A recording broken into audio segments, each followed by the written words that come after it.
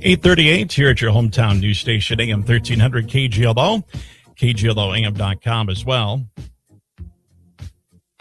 As we move along here on this Monday, and Dennis Johnson, the education specialist at Worth County Extension, joins us as well.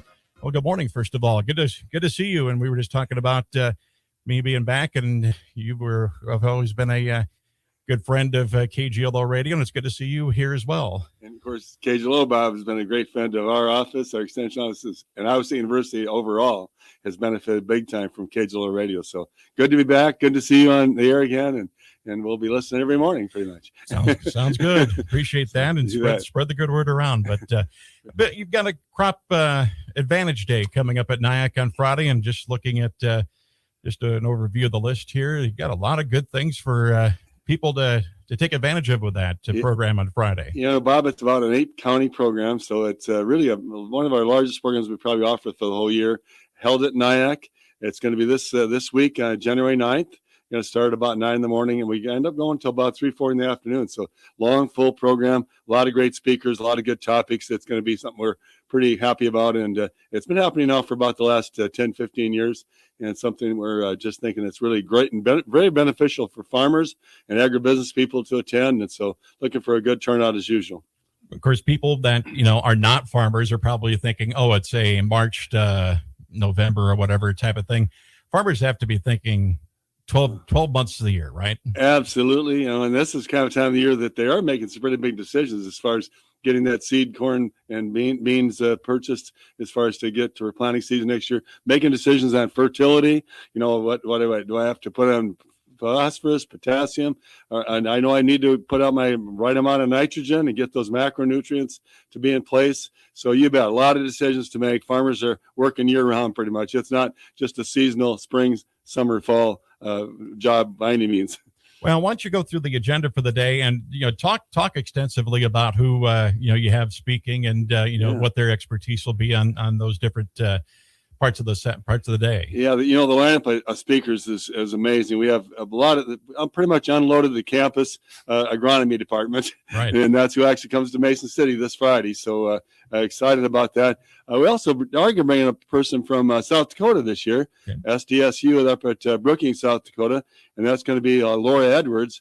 And Laura's going to come in. She's a state extension climatologist up there in Brookings and South Dakota State University, and she's going to kind of give us a forecast and maybe what she expects for the climate to be, what the growing season will be like weather-wise.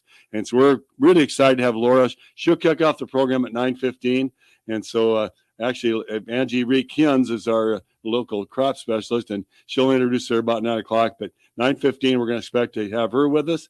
Then we've got, following that, we have Eric Weave, and he's our kind of a somewhat new farm management specialist. And Eric is really an excellent person, a good resource. He's been around for not that long just now, but can talk the farm operation thing really well. Farms his dad yet, and works as a farm management specialist here in North Iowa. He's going to talk to us about input costs, and then also maybe what our bottom line will be as far as profits are concerned. And that's really a tight margin thing we've got experiencing right now. So I think Eric will be a great person to talk to us about maybe places we can hold down our costs, but yet still hopefully maximize production. So it'll be a tricky thing to do, but that's what Eric's topic is going to be. We have one of our specialists from campus, a nutrient management person, Matt Helmers, is going to talk to us about the problem we've kind of experienced with nitrates specifically being in water resources, things like that. He's going to talk to us how we can get that under control and maybe what the status is on that. Farmers have worked hard to try to figure out a way to keep that nitrate problem out of the picture, but it's not that easy a thing to do. So his topic will be that. He's kind of the expert at Iowa State University on that topic. So glad to have him with us. Now we've also got a couple of brand new people from, also this person hails from North Carolina State University. He's a Northeast Iowa native, so he's an Iowa person. Dr. Wes Everman is his name. He's our weed scientist on campus. Just got hired last fall and over the summer here, and I had a chance to listen to him speak at Kanawha at the research farm. He's very, very good. And matter of fact, he also spoke at our corn and soybean clinic we had in Manly back in early December. just a great person to talk just about weed control. His main topic will be on water hemp, because water hemp is a product or a real problem weed that people have tried to take care of, and it's really been it's found it to be kind of resistant to our herbicides. We think that Roundup and glyphosate will take care of all those problems. Well, right now we're kind of finding out maybe it doesn't always get the job done. So Wes is going to try and give us some strategies to maybe take care of that problem down the road too as well. So I'm glad to have him with us. The other new person we've got is going to be Dr. Richard Roth. He'll be on a task with us here too. He's an assistant professor at Iowa State. His specialty is fertility and also nutrient management. And so he's going to talk to us mostly about sulfur and some of those micronutrients. We always know we need nitrogen, phosphorus, potassium to make that corn crop grow well. But now he's going to talk about maybe what is sulfur an important ingredient as well. So that's going to be Dr. Roth's topic. And so looking forward to having him for sure. Antonio, a familiar face, a guy that's been around a long time. And as a matter of fact, kind of semi-retired right now. That's Antonio Malorino. And Antonio is a person that's spent a lot of times on studying, a lot of years of study, a lot of research he's done, just an expert on phosphorus and potassium. He just always is going to talk to us about the needs for that, maybe not needs sometimes. If you have plentiful amounts of that phosphorus and potassium, he's going to talk about the fact maybe we don't have to worry about using it for 2026 here coming up. In other words, that may be one place we could cut back on costs. He's going to talk about that a little bit. He's also going to remind people, though, that don't come up short. That's it. Antonio's kind of a stickler about that, and I'm sure that'll be his message.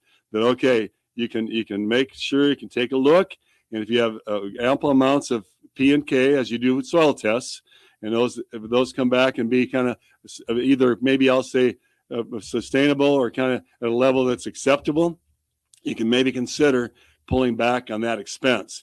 But he's also going to remind you that, it could cause you to have less corn yields, less soybean yields if you did actually try to do that. So that's going to be his discussion there. I can't wait to listen to him again. I haven't listened to him for a while. He's kind of a preacher when it comes to fertility. Okay, and he's good. He's really good. And like I said, Antonio Moreno, glad to have him back. And then also to close out the day, we got two different speakers. One will be Angie Reekins. She's going to talk to us about spraying or not spraying on certain times as far as, I think she's kind of thinking maybe insecticides there on that one, because we've had a lot of problem with aphids over the years in soybeans. And some farmers say, well, do I need to spray, not sure. So sometimes the levels, big thing to do on those spraying of insects especially is to probably do a lot of scouting. In other words, don't go out and spray just because you think you have insects. You need to go out and really check it out and find out for sure, and get those IPM, integrated pest management thing to happen there to make sure you kind of know yes or no. The other thing that came up last year as far as a determination on to spray or not spray would have been southern rust. And southern rust is something we don't have very often here. It takes some southerly breezes to come from the south out of the southern states, and that disease can blow in here, which it did last summer in 2025, and it kind of blew in this area in a big way. Matter of fact, we had southern rust. It got to be a really big problem. And in places that sprayed or didn't spray, if they found out they didn't spray, there was kind of a little yield setback for sure. So I think farmers needed to kind of realize that maybe again too, kind of be scouting, kind of be check with that local agronomist, check with that local co-op elevator group of people. Get out there and take a look. And if you start to see something, a disease like that, start to infiltrate your crop, you need to get out there and get after it. And a lot of times when it comes to diseases, it's not a matter of spraying it and it fixes it. It stabilizes it, but it won't cause it to go away. And so I think what people need to do is be ahead of it. And maybe when it comes to disease problems, maybe spray prior to the problem really hitting. So that one you have to really be on top of. But the other one is the aphid problem that I think maybe that's what she'll be talking about that a little bit too. And then the final thing that'll happen for the day is we have one of our other area agronomists, and he hails out of Nashua at the research farm down there at the Northeast Iowa Research Farm. That'll be Terry Boswell. And Terry Boswell then at 3:10, that'll be about the last thing that'll happen for the day, is the farmers that needing that pesticide license renewed with private pesticide certification. Those guys need to be on board with him at about 3 o'clock, a little after 3 o'clock, to close out the day, and that'll go for about an hour. It's our pesticide recertification program, and Terry does a good job on that. from the National Research Farm. And so big day overall. You said kind of let you know kind of the details. And we have a wonderful day planned.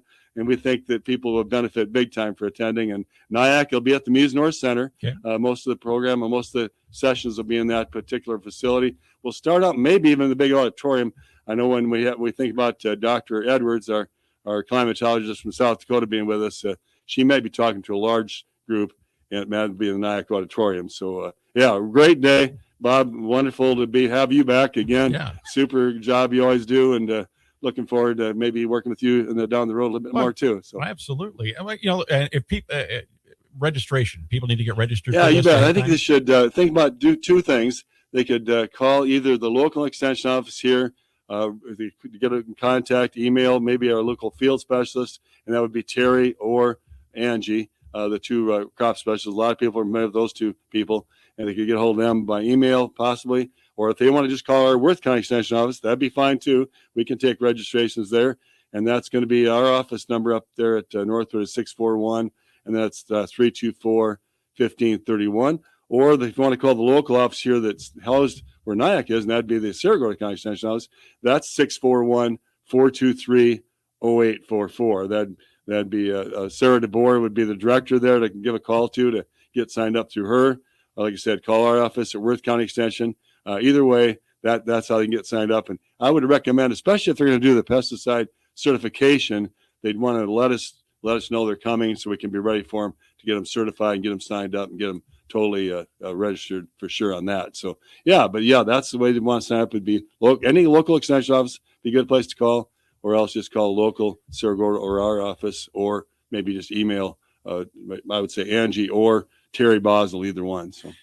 Yeah. Most farmers, I think, realize how, the resource of extension offices are, but there may be a few that, are listening that may not. I mean, and you mentioned the research farms, and that just popped into my mind of, things that are going on throughout the entire year that ISU Extension is offering for farmers to be able to better their production. Yeah. In those research farms, I just love going to those things myself personally, because I think you can really learn a lot by listening and learning and seeing things, because those research farms at Nashua, the two are here locally at Nashua Research Farm down there, and that's Northeast Iowa one. And then we have the northern central Iowa one, and that's all going to be at Kanawha. And those two farms do a great job. They both have put up brand new facilities now too, so they got great places to have their meetings. And so, matter of fact, the one in Kanawha just got a grand opening to happen last spring, early summer. And so that was good last year that took place. But at those research farms, there'll be two things you're going to have to happen. One will be there'll be a kind of a research annual meeting at each of those farms. They'll both happen in March. So you can go to Kanawha in March sometime, and there'll be another one in Nashua this spring here coming up too. And then will probably host big research farm field days. And those are really beneficial. You get on a kind of a wagon to kind of go around the farm, and there'll be specialists at different stops along the way. I just talked about Richard Roth. I talked about Wes Everman. Those two people are wonderful weed scientists, also nutrient management people, fertility people. We learn a lot about fertilizer and insecticides and all kinds of different things that you'll learn at those stops. But there'll be a field day at both places in June. So you're right there, Bob. Those field days and research we do is really beneficial. And the thing is too, we have such a broad set of research that happens. I mean, it's not just on obvious things, like maybe trying to make sure you got the right seed corn or you have the right, fertilizer going on. It's not just that. They're going to talk about micronutrients, and we're going to talk about things that probably farmers don't always think about too much. And then we'll also introduce everybody to some pest problems that maybe what people wouldn't realize. That Southern Rust one being a great example last summer. I mean, Southern Rust, we haven't talked about that for a long time. Haven't had it maybe once every, 10 years maybe, or something like that. It might happen. But at the same time, here we are at the National Research Farm saying this could be a year for Southern Rust, and here's what you should do, okay? And I'm not sure everybody would have that all figured out unless they're probably a major research person studying crop diseases, okay? And when you talk about Wes Everman, this guy has, like I told you, he came out of North Carolina, native of Northeast Iowa. So we're glad to see he's coming back to Iowa to help us out here. But he's just an expert on when we think about things he does when it comes to weed science. He's just an expert of all kinds of different weed problems and resistant varieties of things that happen. And ways to kind of control those weeds. And he's going to give you the best possible answer, one that's going to not be causing it to cost to spend any more money than you have to get it done. But because nobody's out to really sell anything, that's one thing we've got going for us as well. I think that's a plus, that everybody's not trying to, really try and move any products or anything to you, make any extra money from the farmer. Not at all.